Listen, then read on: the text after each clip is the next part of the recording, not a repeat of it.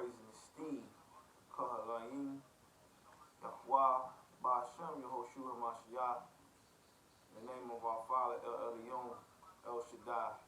In the name of our King and our Adon, Adonai, Yehoshua, Mashiach, I give you peace and blessings, my brothers and sisters.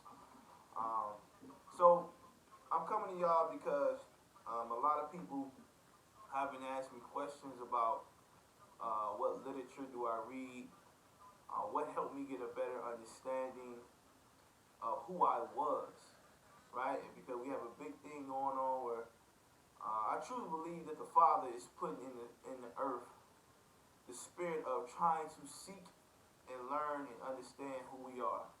And you got to start somewhere, you know, because as people, yeah, we've been lied to, we've been slandered, we've been beaten, we've been killed, we've been castrated, we've been raped. There's been a lot of things that happened to us physically and mentally. And mentally, we're still, you know, lost, trying to be found. We're still trying to figure out this thing of the society that we're in. Are we loved by the society? Should we love this society? You know, where did we come from before slavery? What is our belief? Or should we even stay in a place of just it not mattering and letting is be? You know what I'm saying? So, for those who've been asking, who genuinely been seeking, this video won't be a long video. It's more so to make reference to some things that helped me personally get a greater understanding of who I was, right? Of who I was. And who am I? I'm a Hebrew Israelite. I'm from the seed of Abraham, Isaac, and Jacob. I'm a descendant of Abraham, Isaac, and Jacob, right? I'm the descendant of the 12 patriarchs, the sons of Israel. How do I know that? It can be proven scripturally, biblically. It can be proven historically, and it can be proven geographically.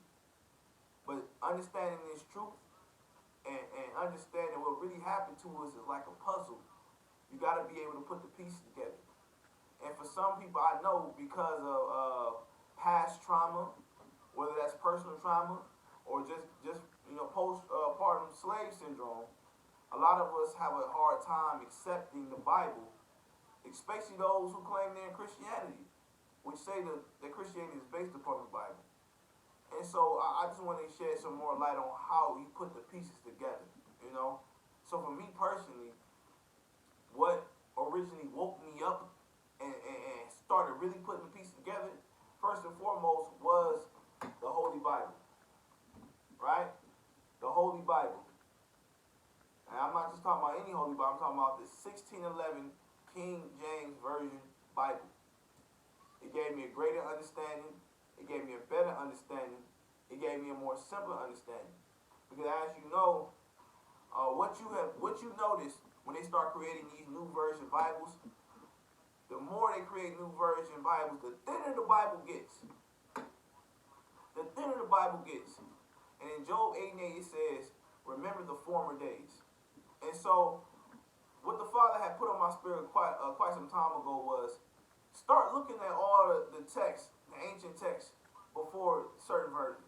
From the, you know, New Trans, okay, the New International is one of the newest versions. Okay, then let's go to the New King James Version. For the New King James Version, which most people have, which was established in 1632, before that, first of all, you gotta ask the question, why is it called new? What's new about it? Why would they say a New King James Version? And if it's a New King James Version, where is the original? And so that was one of the questions I had. And then I found the original, which is called the 1611 King James Version, which has most of the books that you would need to understand the history of Hebrew Israelites. Because the 1632 version took about 500 plus years of history and information out through the Vatican. They took it out. The Roman Catholic Church took it out, which would not make sense to you how we jump from a Greek captivity to a Roman captivity, right? It would not make sense how that captivity was totally missed. So we missed 500 plus years of history. Nobody seemed to ask the question of where is it at or why did they take it out? Because they don't want you to know this information. Because understanding these books and putting it all together will then give you a straight line of what happened and why we're in the position we're in today. And this is what your enemy don't want you to know. They don't want you to get this knowledge, wisdom, and understanding, because then you unlock the power within you, which was created and given to you since the foundation of the earth of who you were.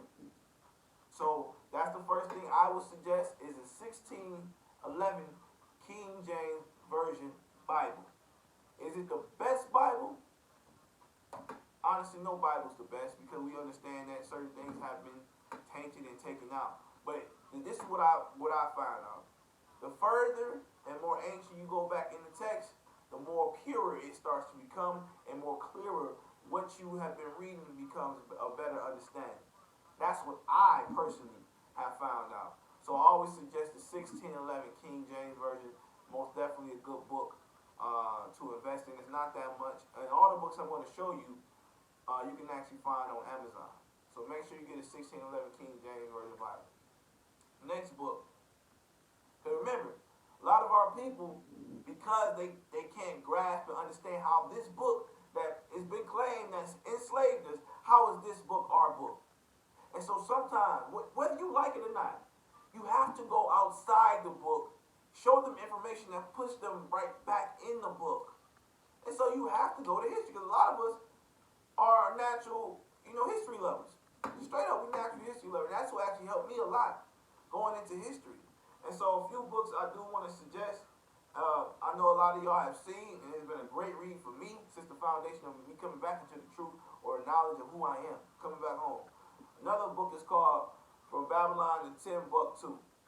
From Babylon to Timbuktu is by Rudolph R. Windsor.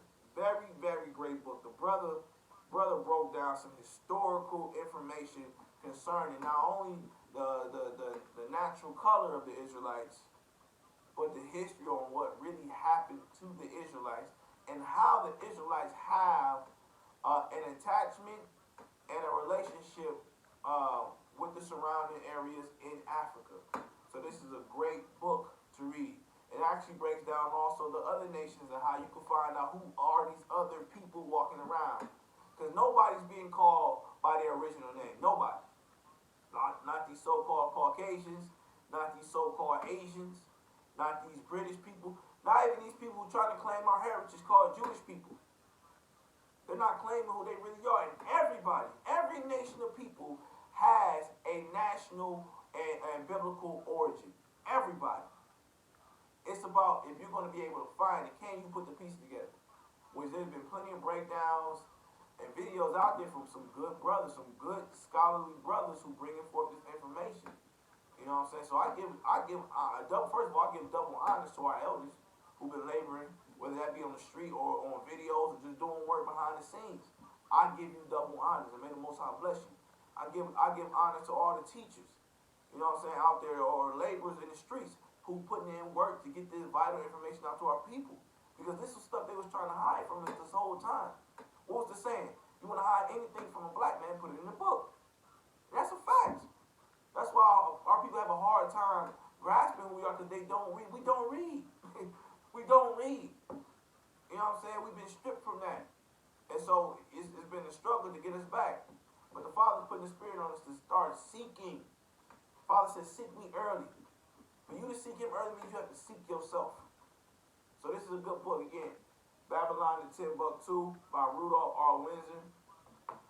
Another book, The Jew, a Negro.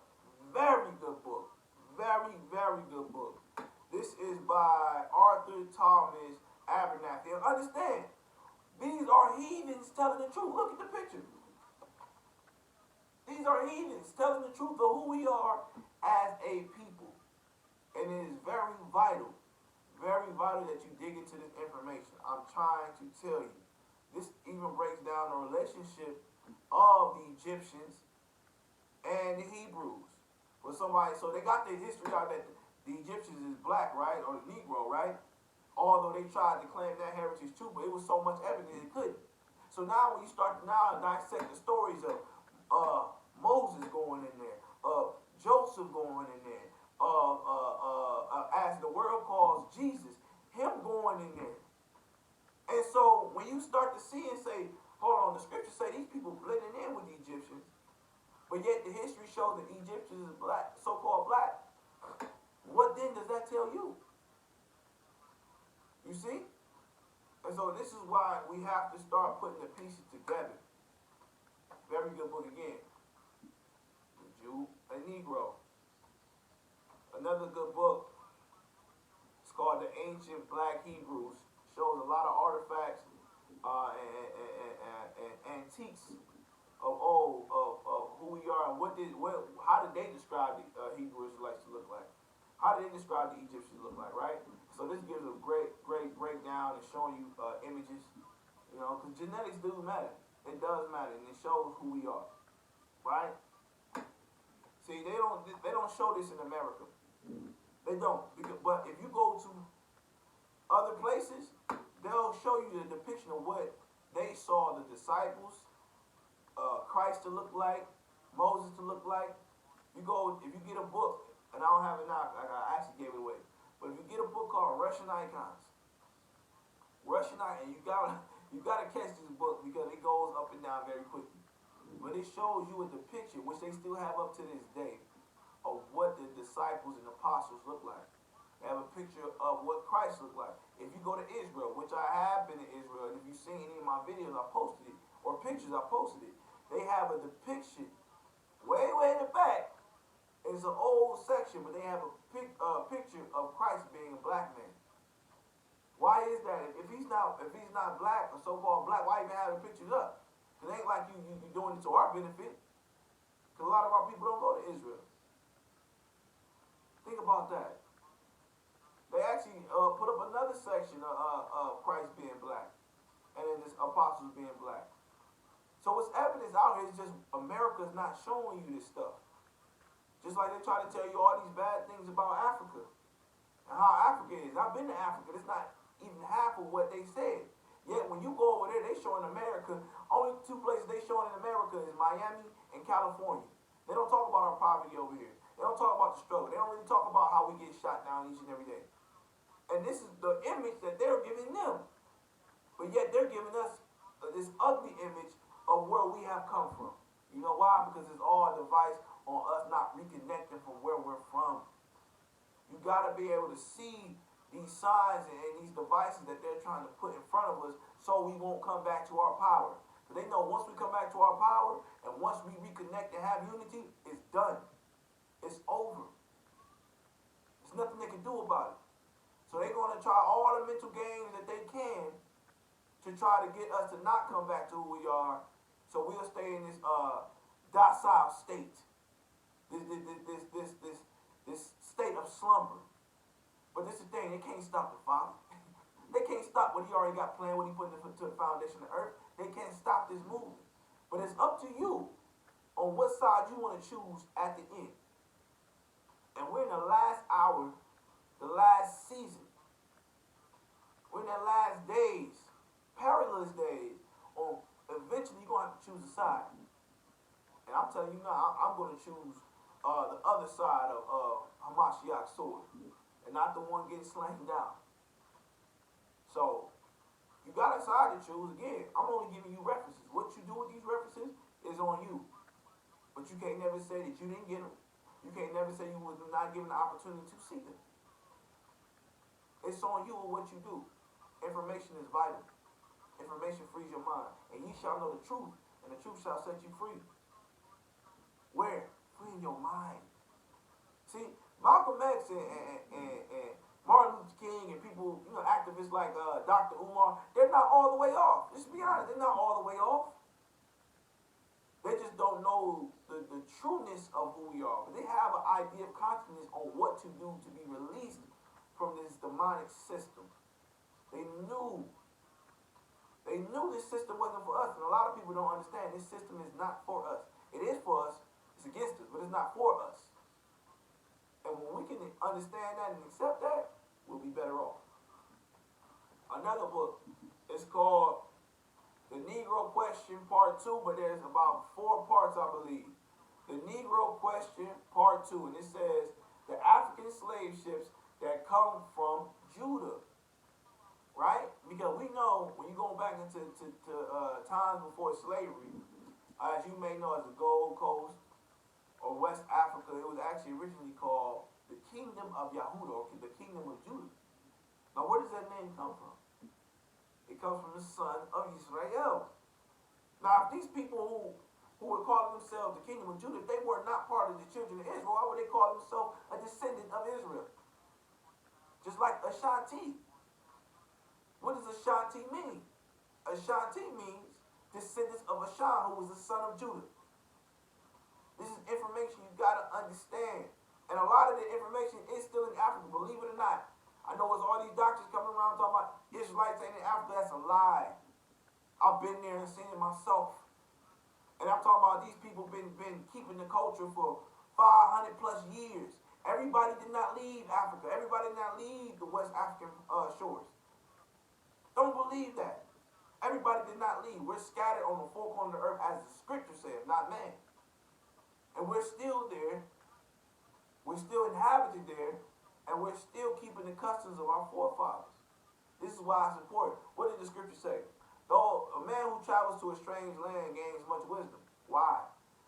Because we can have all these books all we want, but if we're not applying to what we know to actual reality and truth of what's really going on, then all this is information. That's it. All this is information. You can find out absolute truth going to Africa. Am I saying that that's the only place? No. But what I'm saying, it starts to really make sense. It starts to really set into you that, hold on, we are these people. We are the people of this book. So I always suggest everybody, go home, man. Go back to Africa. Go to Israel. Go to Ghana. Go to them different places that we were scattered at and see, because the evidence is still there. It's a fact. The evidence is still there. So that was one book. Again, the book is called The Negro Question Part 2. Again, it's 4 parts. It's by Lee B. Cummings. Lee B. Cummings, very good book. There's a lot of questions that people ask. The Negro asks questions. So the Negro will get his questions answered through this book. That's one book. Another book that showed me that what we thought we believed in as far as these wicked religions showed me the truth historically about these religions. And this book is called Religion of the Hellenistic Rome Age. So if you know anything about these religions, a lot of them were birthed during the Roman age.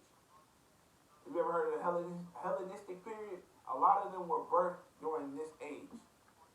The system that America runs was birthed from the Roman age. This is a very good book, and it breaks down every single religion that you can think of and where it stems from, where it originated from, even Muslim. So make sure that you check this book out. It's called The Religions of the Hellenistic Roman Age. It's by Antonio Tripolatis. Very, very good book as well. Another book, again, Understanding Different History in Times Before Slavery. Another good book is called Ebos. It's called Ebos, Hebrew Exile from Israel. Very, very good book. Very, very good book. Breaks down everything. If you understand this name, Ebo, where does the word Ebo come from? It comes from Hebrew or Ibri. Where does Ibri come from? It comes from our ancient ancestor, Eber. Right? And so now you can start to understand. See, what you got to understand is the method of thinking of something called a cartographer. What a cartographer does is help create maps, and also, from their point of view, give a description of certain things. And so what they started to do was change the name. Just like Africa. The original name of Africa is not Africa. It's had about 3 or 4 different names before Africa. So when you start to see the method of their madness. You start to see and calculate how they have been literally deceiving us, time in and time out. Time in and time out, they have been deceiving us. America wasn't really originally called America. And we can find that in scripture what it was called. See, you change the name, you change the narrative. You take out information, you change the narrative. You implement information, you change the narrative. They've been doing this for a very long time. What we're going through, it planned 1,000 years ago. 1,000 years ago. They knew we would be in this state. The Bible, which was created thousands of years ago, prophesied thousands living what the scriptures said that was created 1,000+ years ago. How is that? There's no other people that fit the description, good and bad, of the Israelites except the so-called Negro across the world and the so-called Hispanic, right, in the West Indies. There's no other people that fit this description. We know for dang sure it ain't the so-called Jewish man. He ain't been through nothing. You can't tell me about the Holocaust, because y'all lied about that. Majority of how many people you said died didn't really die. It was like 10% of what you said. Because it wasn't even that many people in the region during that time. You see? But if we don't go research, study ourselves, and prove, we'll never actually know this information. So again, that's another book. Ebos, Hebrew exiles from Israel. Another great book, and I really believe it's a more simpler understanding, especially for somebody new trying to figure it out, is a book called Into Egypt Again with Ships. Into Egypt Again with Ships. A Message to the Forgotten Israelites. A Message to the Forgotten Israelites is by Alicia J. Israel. Very good book. Very informative and very simple to understand and get. And also has scriptural information. Very, very good book. Into Egypt Again with Ships. Very good book. Make sure you get it. Another good book is how I study is I study Hebraically, but then I try to understand from our former leaders what were their thought processes and what were their operations on how to get our people out of this situation. And so I do study people like Malcolm X. I study people like Martin Luther King. I study Dr. Umar. I study people like the Black Panthers, Dick Gregory. I study people like him. And I try to understand their method or why they did what they did. I study Marcus Garvey. Because I wanted to understand what viewpoint was they coming from and what was their aim, you know? And ultimately, where did they fail at? Where did they fail at? So I go into community politics, if you would say, to see what's the problem and where are we lacking at and why are we failing. So a good book that was referred to me about 2 years ago was this book called Post-Traumatic Slave Syndrome. I don't think it's not one perspective, religion, viewpoint who don't got this book, if you want to say. Very, very good book. I mean, is it biblical? No, it's not a biblical book. But it gives you a perspective on what really happened and what we're going through today in the mindset, in the mindset that we're in. The book is called Post-Traumatic Slave Syndrome. Very, very good book. It's by Dr. Joy DeCruz. Dr. Joy DeCruz. Very good book. Post-Traumatic Slave Syndrome. I mean, it breaks down of where this whole thing, we are 3/5 of a man, come from. It breaks down what was really going on during the time of why they abolished slavery, why they wasn't going to abolish slavery. I mean, she does a very, very good book, very, very good breakdown in this book. And I commend the sister for putting out such good literature. Very, very powerful. Another good book called Slave Trade by Hugh Thomas. Slave Trade by Hugh Thomas. It gives you a lot of the accounts before, during, and after slavery on what happened. It shows you depictions on what we were going through as a people. We have to stop running from the truth. We have to stop running from what really happened to us, because what happened to us is the reason we are what we are today. Whether y'all want to believe it or not, we go through this mindset of thinking that, you know, we're all equal and we're not in change no more. But how is it that we're always at the bottom, still to this day? We think because a few individuals get a couple bucks and start living lavishly that we're made it. We're somehow made it. That's not the case. It's never been the case, because we are a nation of people. And if one brother's bad, we all bad. And that's the mindset we got to have. So when you look at what's going on, why is it that a man don't want to be around his children? Or why is it a woman turn her husband over to the sister because he don't want to listen to him? Why is it our children don't respect their parents no more? All of this is an effect, literally, of slavery. Whether you want to accept it or not, it is a traumatic effect of slavery, and we're still suffering to this day. Look at how our women dress. We put blind hair in, we put weave in, which weave itself sacrifice, witchcraft and sacrifice that we put in our hair unknowingly, right? Women wearing tight clothes and booty shorts, brothers effeminate, don't know if they want to be a man or a woman. All these things are literally effects of our slave master. Yet we love them and hate each other. This is the effects of trauma because of slavery. Facts. And so we got to stop putting it under the rug like slavery don't matter. Like it still don't exist today because it do. Not now one of you Negroes can go anywhere without telling the government where you going. And you got to tell them when you coming back. That's a slave master. That's a slave. Same thing they did during back in the day in slavery. You got to walk around with a slave pass from your master with his name on it. Saying, hey, okay, I'm going here. I'll be back here in this amount of time. It's the same thing they did in slavery. Same thing. So we got to stop trying to throw that under the rug like it didn't matter because we're still dealing with it to this day. And the purpose is we want to put our family in a better position than we were and our ancestors were. We're people.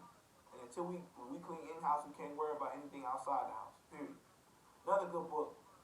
And why I'm referring to this book, because once you do come into the truth, and once you do get an understanding of who you are, you first have to understand what must be established first, and what must get cleaned up and put back in its right structure first, which is family. A lot of us, even in this walk, struggle with understanding how the family structure should be and how the Father has ordained it to be, because we're still caught up in the worldly views of how we think it should be, right? Women still thinking they equal or they can rule over their husbands. Brothers beating their wives and doing anything to their wives, like the scripture don't say love your wife as you love yourself. It's different angles you can look at this thing, but ultimately, even in this truth, we have a lot of broken families, a lot of uncovered women, a lot of uncovered brothers, really. We got a lot of uncovered brothers who not under the right eldership. You know what I'm saying? So we have to first fix that first before claiming ourselves to be a nation. And so one book I wanted to suggest is called The Them in Him by Dr. Gina Murray. The Them in Him by Dr. Gina Murray was a very, very good book, a very, very powerful book that really helped me understand that I have to get my house in order first before thinking that I could lead or teach anybody. And it's by the grace of the Most High that He's got me into this position I am now. And the beautiful thing is I didn't even put myself in this position. It was given to me. You know what I'm saying? So I'm thankful for anything that I've been receiving. But this book right here, I ain't gonna front. This book right here put a whole different perspective from Yah's eyes on how family should be. And this book cut brothers and it cut sisters. Ain't no shortcuts on this book. You gotta eat all this book. This book is cold. I suggest anybody who really wants to get their family together tight and under the ordinances of Yah himself to get this book. Get this book. Because it was literally, I ain't gonna lie to you, this book will save your marriage, it will save your family, it will save your life. It will save you time, really. Because you don't want to choose the wrong partner. It will save you time. So I definitely suggest this book. Last book I would suggest is called Hebrewism of West Africa. It's a very, very good book. I ain't gonna go into detail with this book about. This got some meat in it. But this is a very good book as well. And so overall, before even diving into this book, we must first get grounded and have a foundation. And this is why I suggested the King James Version Bible first, because we have to get that foundation. We got to get rooted in that first to understand that we are the people of the book. And then you can really start putting the pieces together on all these other books. The scriptures say this, because Solomon was a man of great wisdom, had the most wisdom in the world. And the crazy thing, when you read one of his last writings, he said this. He said, let us hear the conclusion of the whole matter. Fear Yahweh and keep his commandments, for this is the whole duty of man. For Yahweh shall bring every work into judgment with every secret thing, whether it be good or whether it be evil. And this was the man with all the wisdom in the world. He said the most simplest and greatest thing you can do is keep the commandments. Keep the commandments. So when we get that understanding now, then you can be able to really start putting the puzzle pieces together. And so that's all I wanted to share with y'all. I wanted to give y'all an exclusive look on. So I ain't gonna give y'all all my library. But some of the books that has helped me really get grounded on who I am and who the Father has shown me to be. Scriptures say what? When you establish in a matter, you must have 2 or 3 witnesses. You know what I'm saying? Establish any matter, you must have 2 or 3 witnesses. So, again, biblical reference, historical reference, geographical reference. You get those 3 things, you will now understand who you are in totality. And with that, I say peace and blessings to the 12 tribes of Israel. Peace and blessings to the families scattered abroad the folk in the earth who is seeking the Father in sincerity and truth. And may the Most High bless you. May He keep you. May His face shine upon all of you. Hallelujah. Shalom.